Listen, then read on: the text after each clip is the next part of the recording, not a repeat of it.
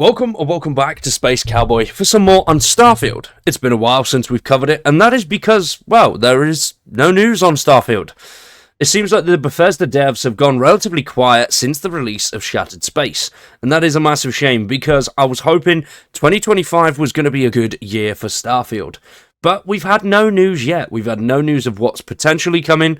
Obviously, we already know about the potential for a Starborn DLC, but other than that, we have no news of anything. The team are relatively quiet. We have some creations updates, but that is about it.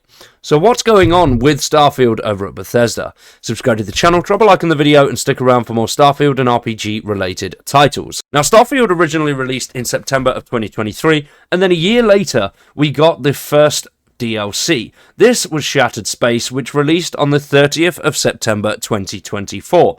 And as you can see here, it is mostly negative, which is a shame because I thought the DLC overall was okay.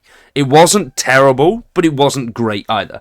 Now, mostly negative for the recent reviews as well. The reviews for this are shocking, and they're pretty standard. People saying the same thing that they said about the base game.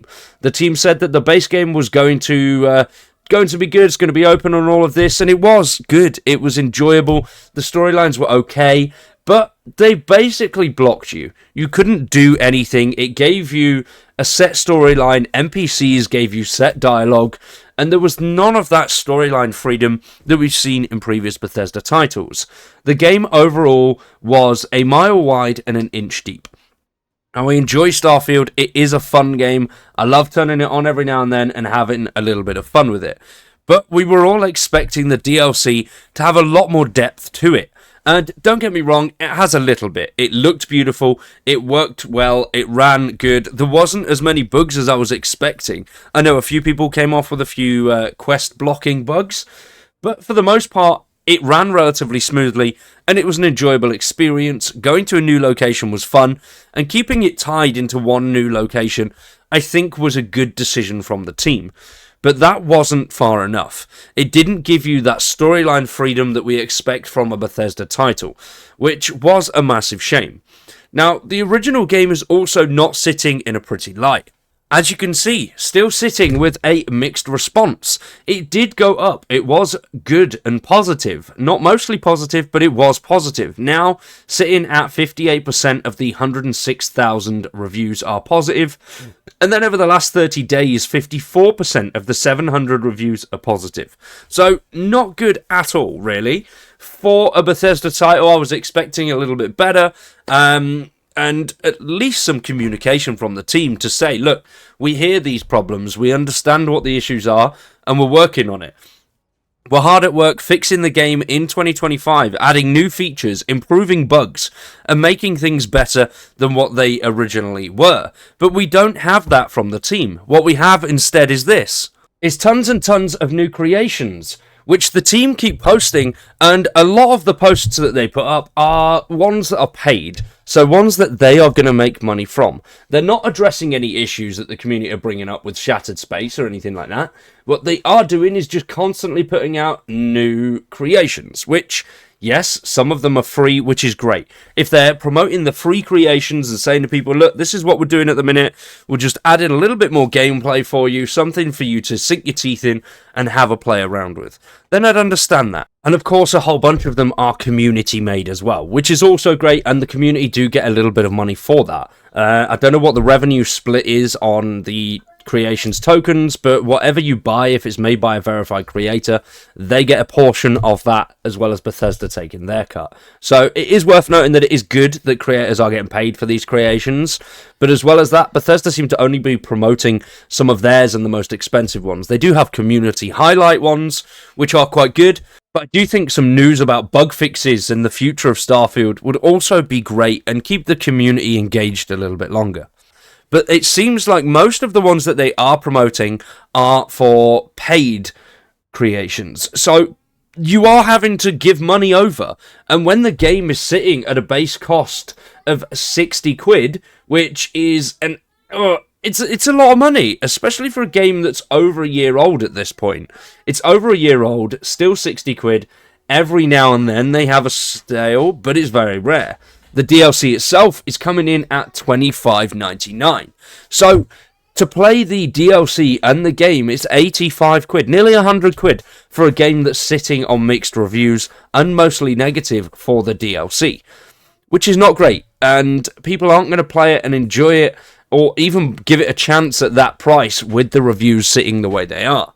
So I think they need to address a lot of the issues that are coming out. They need to say to people, look, we're working on the bugs, we're working on fixes, we're going to make the game great before we continue to push things to you that cost money. If their next post is about another DLC without addressing the issues that are in the game, it's going to be, I think, the end of Starfield.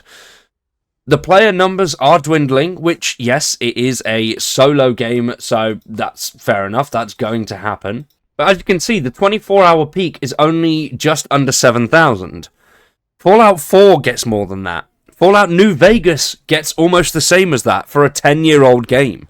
So they need to push the boat out a little bit and address the community's concerns and address the bugs that are out there, as well as giving people something to look forward to.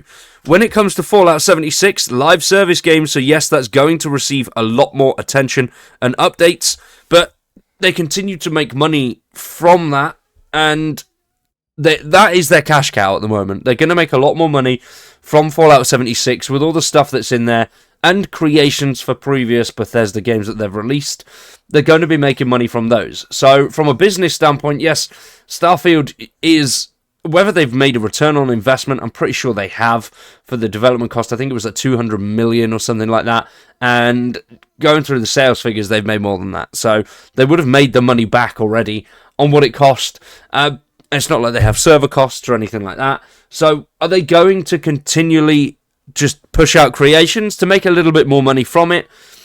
Or are they going to do something good in 2025? Yes, we have the potential for the Starborn DLC, but it took them over a year to release that first one. I do think that is because they had a major change of vision and pathway due to the feedback from the release of Starfield, but I'm not 100% sure on that one. I think that's just a hunch, but it does seem viable that would be the option. You know, they've seen the feedback and decided to set a different course with the way that Shattered Space was going to go. Now, will they do that again with the Starborn DLC? Who knows?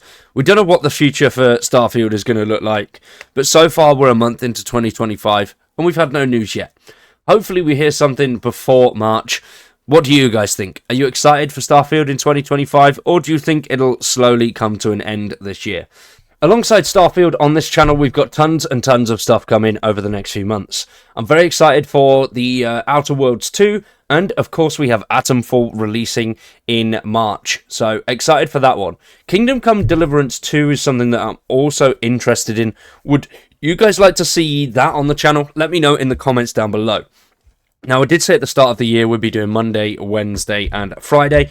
But moving forward, we're going to do videos on Mondays and Fridays from now on. And then if we've got a game coming out, we'll obviously crank that up and have videos daily whilst we're covering the game. And then we'll drop back down to those 2 a week. Obviously, we have the main channel as well, which is Why Gaming. That is in the description down below. That's where we cover a lot of survival stuff. And that is Sunday to Thursday. We upload that on that one. So overall, 7 videos a week from me. Hopefully you're enjoying them. If you are, let me know in the comments down below. If there's any games you want to see, survival, let me know down below. Or some sort of RPG titles, also let me know in the comments. Thanks for watching. I've been Cowboy, you've been awesome, and we'll see you very soon with some more Starfield.